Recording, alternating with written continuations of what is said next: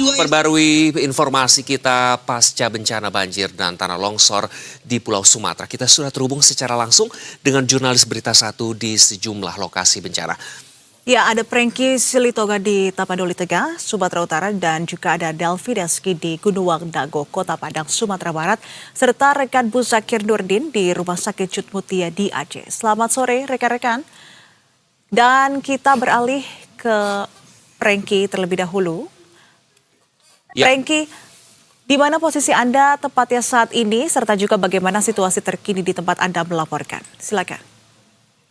Terima kasih Mbak. Untuk saat ini saya berada di Kabupaten Tapanuli Tengah, di mana saat ini para korban bencana saat ini seperti warga dan supir-supir truk yang melintas mau menuju ke arah Bolga saat ini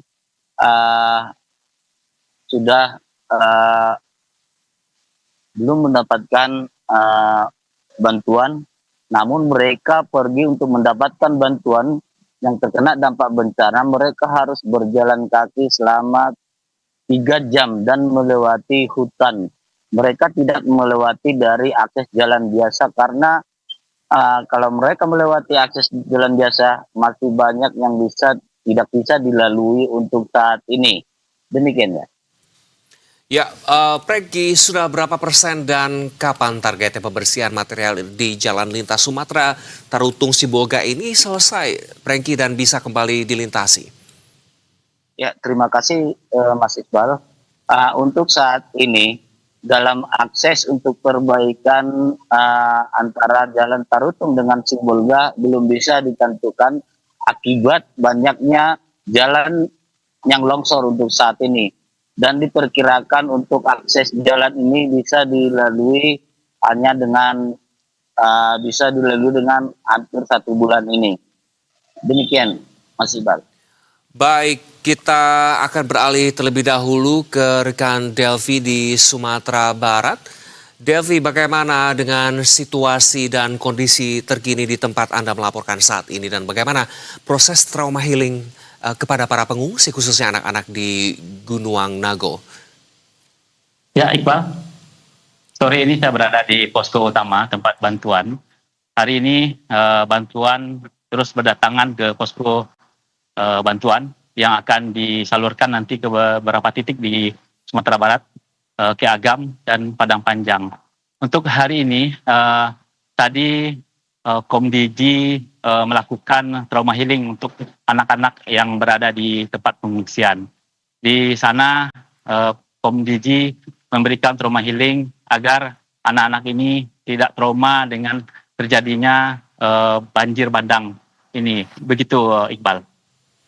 Iya, trauma healing sudah diberikan. Lantas terkait dengan bantuan sejauh ini, Anda tadi sebutkan terus berdatangan, tapi adakah bantuan yang masih betul-betul dibutuhkan oleh para pengungsi di sana, Delvi?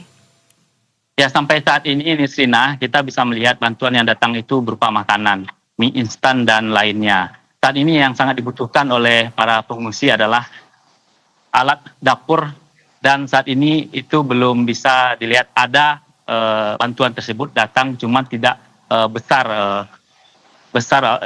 cangkupannya. Nah, saat ini masyarakat juga sangat berharap sekali yang berhubungan dengan alat-alat dapur itu segera datang. Karena masyarakat yang ada di sana di pengungsian sangat ingin memasak sendiri dan melakukan aktivitas memasak di tempat pengungsian, seperti itu. Baik, itu dia tadi Delvi Deski di Padang, Sumatera Barat. Dan berikutnya kita beralih ke Aceh. Ada rekan Bu Zakir Nurdin di sana. Zakir, bagaimana terkait dengan update terkini di lokasi Anda melaporkan? Informasinya listrik ini sudah mulai diadakan atau disediakan di sana. Apakah betul demikian? Dan bantuan apakah ini sudah mulai merata? Serta akses apakah sudah mulai bisa ditembus di lokasi Anda melaporkan? Silakan.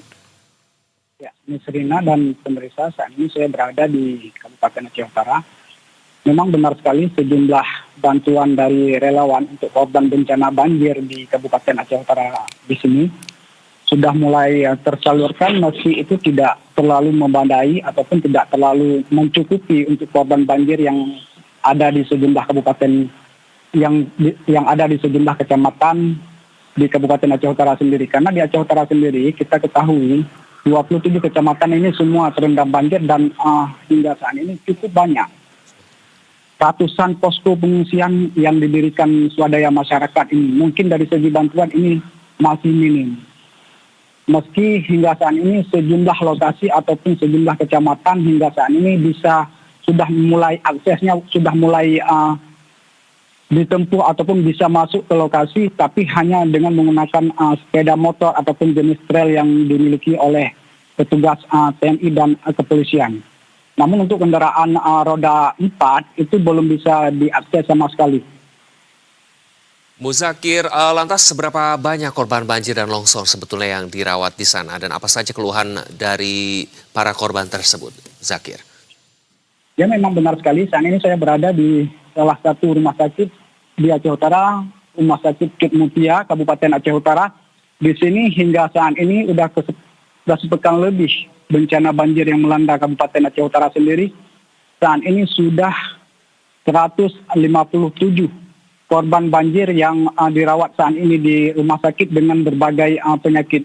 Salah satunya diantaranya infeksi paru-paru dan ada beberapa lain seperti demam tinggi, serta kenjang-kenjang dan menggigil di saat karena sudah beberapa hari korban di sini sudah terendam banjir di lokasi rumahnya dan ini sangat mengkhawatirkan karena sebelumnya minimnya tim medis ataupun tenaga medis yang ada di sejumlah tempat posko pengungsian yang ada dibangun oleh swadaya masyarakat. Namun di rumah sakit Kit Mutia sendiri di sini hingga saat ini sudah penuh dengan korban bencana banjir dan longsor. Untuk korban meninggal sendiri, berdasarkan data yang dari posko pemerintah Kabupaten Aceh Utara sendiri, hingga saat ini mencatat 121 korban meninggal akibat terseret arus dengan berbagai peristiwa seperti terseret arus dan terjebak saat banjir melanda kawasan Aceh Utara sendiri.